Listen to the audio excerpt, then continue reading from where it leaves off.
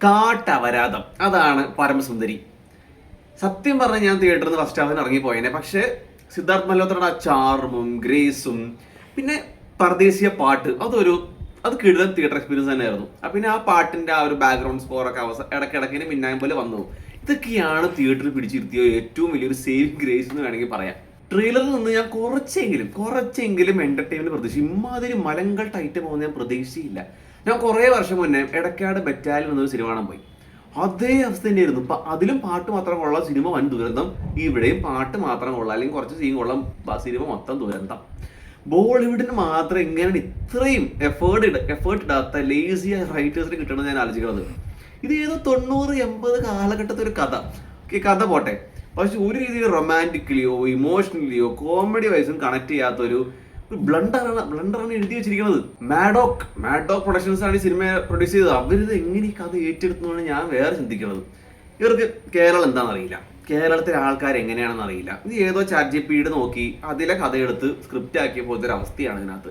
നമ്മുടെ കേരളത്തിലെ പെണ്ണുങ്ങളെയൊക്കെ പോർട്രേ ചെയ്യുന്ന കാണണം. ഇത്രയും വിലയില്ലാത്ത പെണ്ണുങ്ങളല്ല ഞങ്ങൾ ഇവിടുത്തെ, പക്ഷെ ഇത്രയും വിലയില്ലാത്ത രീതിയിലാണ് അതിനകത്ത് പോർട്രേ ചെയ്തിരിക്കുന്നത്. അതോടെ രണ്ട് കാര്യം മനസ്സിലാവും, ഇവർക്ക് വിവരം ബോധമില്ല. രണ്ടാമത്തെ കാര്യം എന്താണെന്ന് വെച്ചാൽ അവർ ബോളിവുഡ് എങ്ങനെയാണ് ഞങ്ങളെ കാണണേന്നും അല്ലെങ്കിൽ കേരളത്തിന് ആൾക്കാർ എങ്ങനെ കാണണേന്നും ഇതിലൂടെ മനസ്സിലാവും. ഈ രണ്ട് മണ്ണുണ്ണികളാണ് തുഷാർ ജലോത്തയും ആർഷ് വോരയും. ഈ തുഷാർ തന്നെയാണ് ഈ സിനിമയുടെ ഡയറക്ടർ. ഇങ്ങനെ ഡയറക്റ്റ് ചെയ്യില്ലെന്ന് ഞാൻ പറയുള്ളൂ. ഡയറക്ഷൻ അറിയില്ല, എഴുതാനും അറിയില്ല. കാസ്റ്റിംഗ് ആണ് വേറൊരു സാധനം. ജാൻവി കപൂർ എന്തിന് കാസ്റ്റ് ചെയ്തു?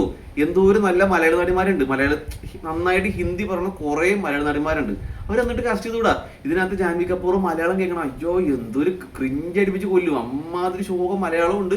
പിന്നെ ഈ പടത്തില് എല്ലാവരും മലയാളികളാണ്, പക്ഷെ അവന്മാര് ഹിന്ദിയാണ് ഏറ്റവും ബെസ്റ്റ് ആയിട്ട് പറഞ്ഞത്. ജാൻവിയുടെ മുറച്ചെറുക്കനാണെങ്കിലും ജാൻവിയുടെ അനിത്യയാണെങ്കിലും എല്ലാവരും ഹിന്ദിയിൽ പെർഫെക്റ്റ്, മലയാളത്തിൽ വെറും ഡൂക്ലി. പിന്നെ സിദ്ധാർത്ഥ് മൽഹോത്രയാണ് അത്യാവശ്യം നന്നായിട്ട് ചെയ്തത്. നേരത്തെ പറഞ്ഞ പോലെ പിന്നെ ജാൻവി കപൂർ ആ ഒരു കാര്യം പറയാനുള്ളൂ, ഇങ്ങനെ വെറുപ്പിക്കരുത്. ആ ഉള്ള വിലയും ഓരോന്നോരോന്നേ കളഞ്ഞുകൊണ്ടിരിക്കുകയാണ്. പിന്നെ ഇതിൽ കുറേ മലയാള നടന്മാരുണ്ട് കേട്ടോ. രഞ്ജി പണിക്കർ, ആനന്ദ് മന്മഥൻ, തൻവി രാമ്, ഇവരൊക്കെ വെറും മണ്ടന്മാരൊക്കെ ഒരു കോമഡി പീസുകൾ വല്ലാണ് കാണിച്ചു വെച്ചിരിക്കുന്നത്. പൃഥ്വിരാജ് ബോളിവുഡിൽ പോയി മണ്ടനാവുന്നു, ബോളിവുഡ് എന്നിട്ട് ഇവിടെ വന്ന് നമ്മളെ മണ്ടനാകുന്നു. അങ്ങനത്തെ എന്തൊരു അവസ്ഥയാണോ?